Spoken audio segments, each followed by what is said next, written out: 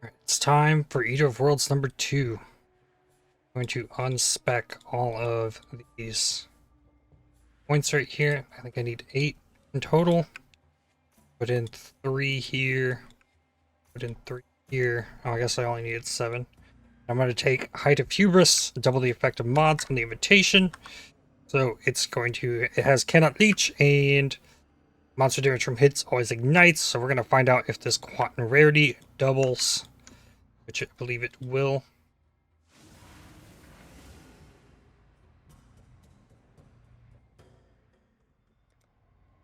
Yeah, doubles. Perfect. Alright, let's do this.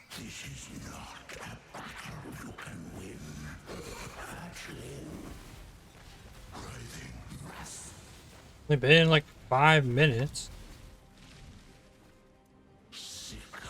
Hopefully we can get it through this without another safe old doom.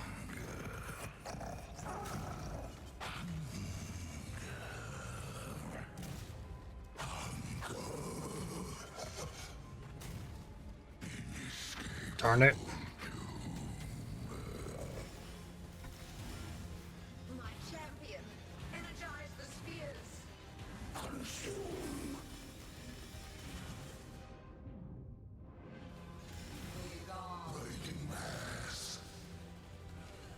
Okay.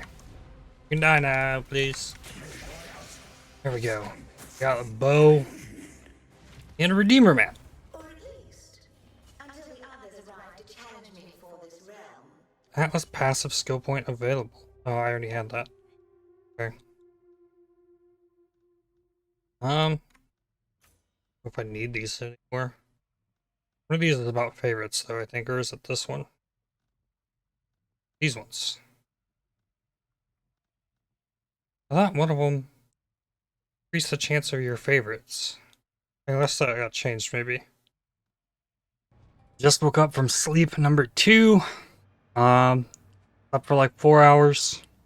While I slept, I dropped from rank 11 overall to rank 12 overall, so still in the thick of things. Currently level 97. And we're about, I think we're 60 pure Chayula breachstones down.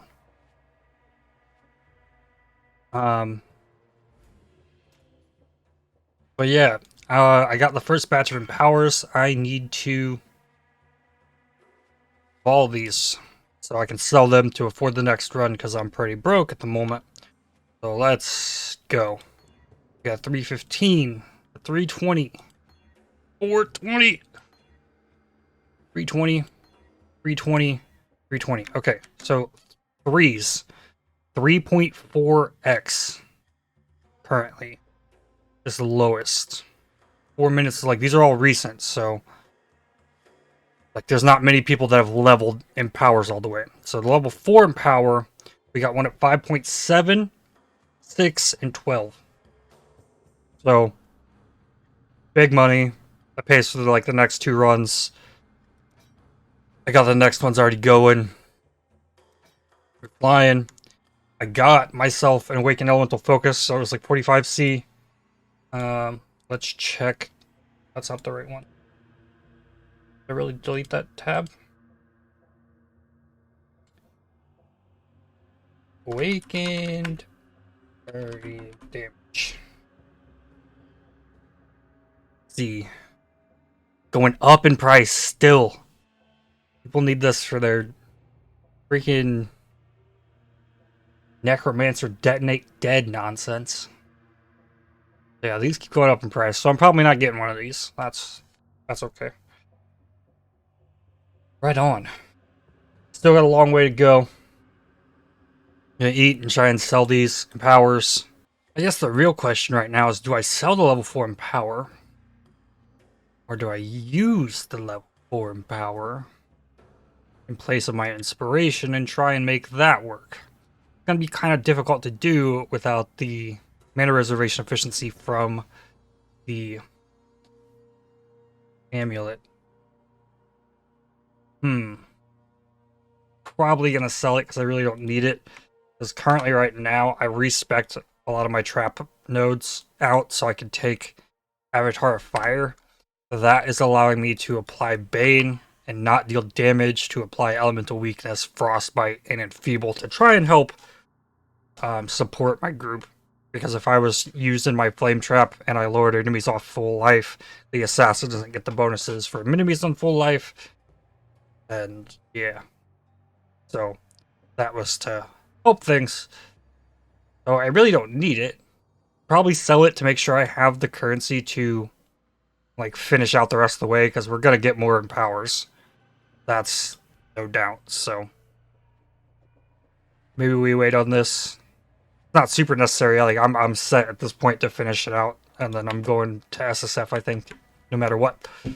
I was hoping to have another round of empowers for you today, but they did not quite make it.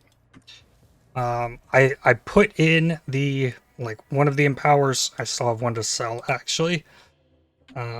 Still, oh, one's now listed at 2.5x. Lovely. So I need to get that going. Awakened Ellie Focus is closing in on level 4. Control Destruction is level 4. And again, once this Awakened Elemental Focus gets to level 5, it will give me another +1 to levels, which is great. 6-link Cosprey's Wills. Oh, there aren't. Oh, it's looking for 3 white sockets. These are so cheap. Well, not with my divine stats. Like 50 chaos, like this is double corrupt material easily for +2 trap for this, I think, in Trade League. I don't think I'm really gonna upgrade too much more. I also didn't get like another round of Eater of Worlds. I was close, but I literally spend all of my time in maps in the Abyssal Depths, pulling out bases. I've sold hundreds of these high level 87, 88 bases.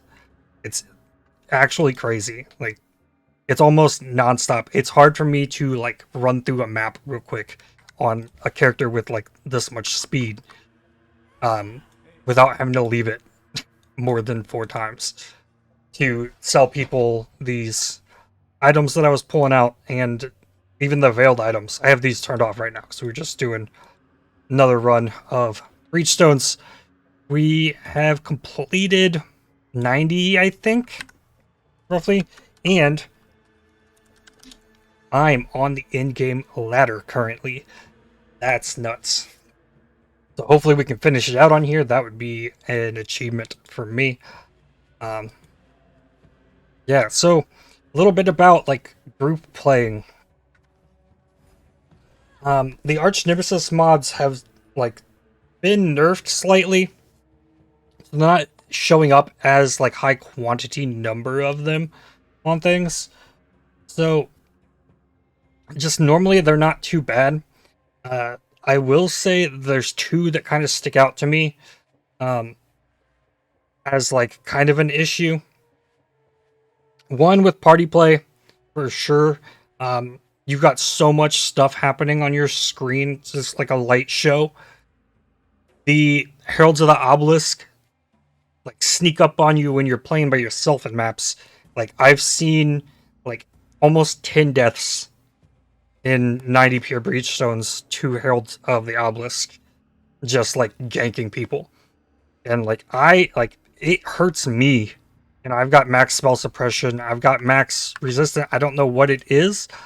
Like something needs to happen to those. I don't know the numbers, but either the speed needs toned down on them, the visual clarity, something work there, or the damage scaled down if you want to keep them acting the way they are. Like, they're just shotgunning people, and it feels bad. A lot of complaints about that. Now, me, I have a like personal complaint, is that I went out of my way to like, okay, I'm going to curse stuff. I'm going to apply curses to the hexproof enemies. But Consecrator, I think it is, that mod, they're immune to curses. They can't be cursed. Like, why do we need 2 curseproof mods? Like, there's the Hexer one, those are hexproof, and I like got one of the only 2 ways in the game to curse that. And like the fact that there's another mob, this one just, or you can't curse it. That's just great. Um, I don't feel too terribly about like the resistances are pretty ridiculous. Like when I'm, let's see, with this setup, I've got minus 45 cold res and then minus 44 elemental resistance before any extra curse effect. So that's probably like that's 89 plus whatever curse effect I've gotten. If that's at least 10%, let's say that's 100 minus 20 resistances from my exposure. Like that's a lot of minus resistances, and the mods give so much resistance that they like my curses can't take it down if they spawn with the right mods. And I don't think somebody who is like, it shouldn't be unobtainable for you to mitigate these things in some way. And then going to the extreme, it's still not mitigatable. I think that's what kind of needs to be fixed. Now, if you want to give like Consecrator the same Consecrated Ground, like 50% reduced curse effect on that, I think that's fine, but they still need to be able to be cursed. Like, that's just ridiculous.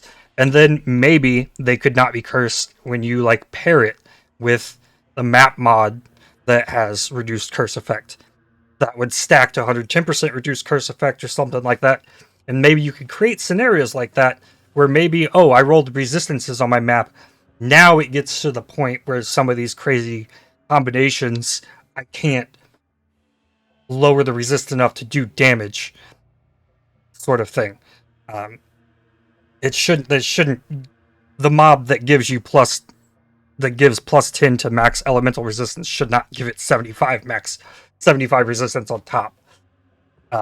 Let that be part of one of the other ones that combine it, so that they're not like double stacking resistances. That's pretty much what I got there. Things are crazy. We had a guy with a headhunter. Stealing mods is strange. I don't know how it's going to work. We seem to be on a general consensus that 5 ways kind of probably not going to work the way it was.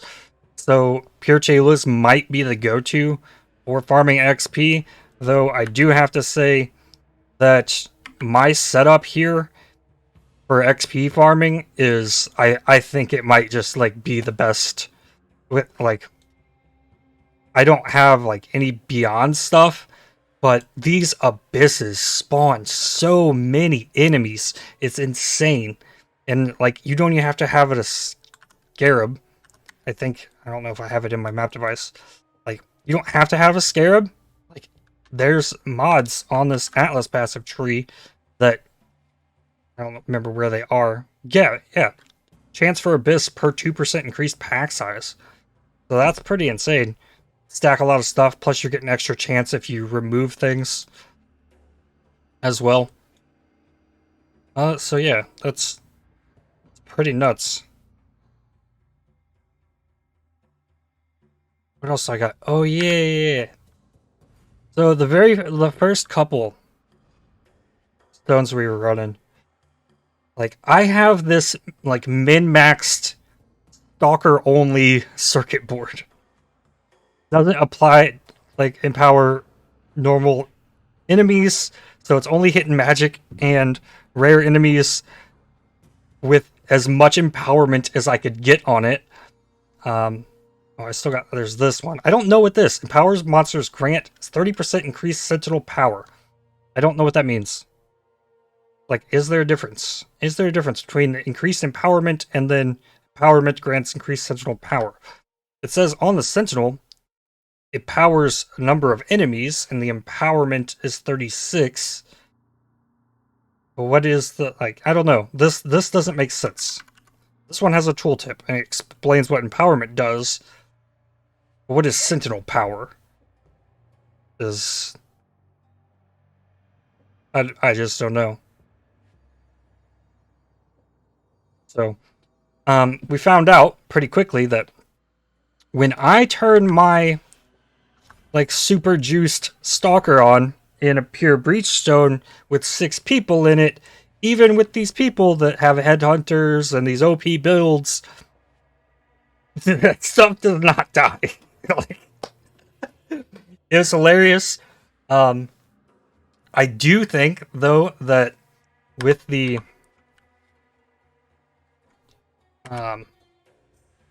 increased empowerment, I think it increases the experience of the enemy. I think that might be still scaled by the increased experience of the zone, like a more multiplier, because it feels so amazing. The XP I'm getting off of these in syndicate safe houses, it's actually crazy. So yeah, that's my passive tree. I'm running maps like T16s with an Abyssal Scarab, kill the boss with the Eater of Worlds influence. With like, I still want to get these other 2 pack size nodes. Actually, I could like, I only need 1 point for that because I could take this one out. So yeah, it's real good, real good. Lots of XP, and then getting the potential boss drops here as well. I'm enjoying it. So probably only got 1 more day of grind to get to level 100. Then I plan on probably going to SSF. I don't know. We'll see what happens. My original kind of plan was to maybe reroll SSF Sentinel and kind of go at it and see what happens. But Grissig is leveling a raider, and he is a habitual league start 100 pusher. So I can't take rank 1 raider in SSF and trade it from the looks of things.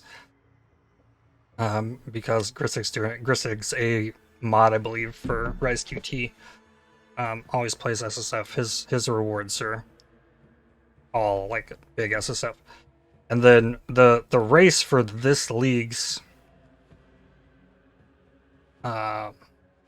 Ranger, me and Grissig are tied currently in 2nd place. We've gotten 3 rank 1s, both of us. And from what I can tell, whoever 3518 is, like, I looked, like, because he's done this. He went crazy in SSF Scourge, and then went crazy in Archnemesis. I don't know if they're playing, because they're not at the top of any of the ladders. So maybe it's possible that I could squeeze out enough points to get the Grand Ranger like I did last season. But that would require me for like an early push in SSF on a Raider probably. But yeah, I think that's where I'm going to end it for today. I'm going to keep grinding. Got a long way to go still. Only 28%, so that's probably like 140 pure breachstones to do to get to level 100. But if you liked the video, please give it a like and subscribe if you haven't already. If you'd like to help support my channel, please consider using the super thanks, which is the heart button just below the video, or by becoming a member. And I'll see you all in the next one. Cheers.